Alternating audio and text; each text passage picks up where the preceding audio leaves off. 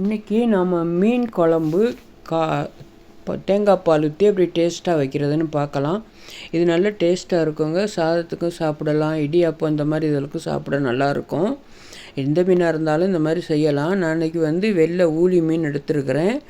இதுக்கு நம்ம கடாயை வச்சு கடுகு, அதுக்கு தேவையான வெந்தயம், சின்ன வெங்காயம், பச்சை மிளகா, அப்புறம் நான் பூண்டு இது எல்லாத்தையும் போட்டு நல்லா வதக்கிக்கிறலாம்.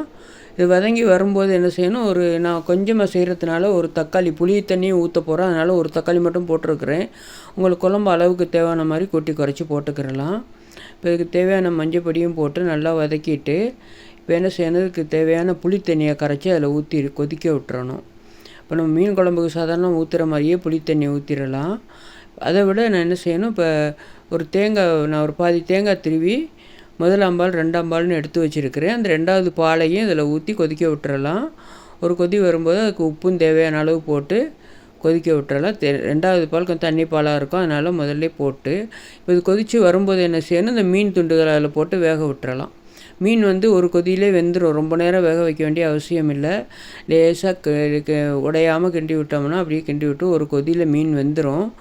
வெந்து முடிஞ்சதுக்கு பிறகு என்ன செய்யணும், நம்ம தேங்காய் பால் முதலாம் பால் எடுத்து வச்சுருக்கிறோம்ல கட்டிப்பால், அந்த பாலையும் அதில் ஊற்றி ரொம்ப கொதிக்க விடக்கூடாது. அதுக்கு தேவையான மிளகுத்தூள், நம்ம காரத்துக்கு இதில் மிளகுத்தூள் மட்டும்தான் சேர்த்துக்கிறணும்.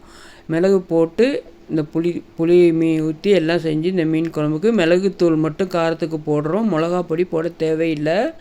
மிளகா பொடி போட்டு வைக்கிறது. இது வெறும் மிளகு போட்டு இந்த காரத்துக்கு வச்சோம்னா நல்லாயிருக்கும். இதை எல்லாருமே இந்த மாதிரி செஞ்சு பாருங்கள். இது இடியாப்பத்துக்கு, சாதத்துக்கு எல்லாத்துக்கும் நல்லாயிருக்கும். எந்த மீனாக இருந்தாலும் இந்த மாதிரி செய்யலாம். பால் ஊற்றி செஞ்சால் நல்லா டேஸ்ட்டாக இருக்கும். எல்லோரும் செஞ்சு பார்த்துட்டு எப்படி இருக்குன்னு லைக் பண்ணுங்கள், ஷேர் பண்ணுங்கள், சப்ஸ்கிரைப் பண்ணுங்கள். கண்டிப்பாக குழந்தையெல்லாம் விரும்பி சாப்பிடுவாங்க. முள் இல்லாத மீனாக துண்டு மீனாக போட்டோம்னா பிள்ளைகள் சாப்பிட்றதுக்கு வசதியாகவும் இருக்கும். அதுக்கேற்ற மாதிரி போட்டு செஞ்சு பார்த்துருங்க, நல்லாயிருக்கும்.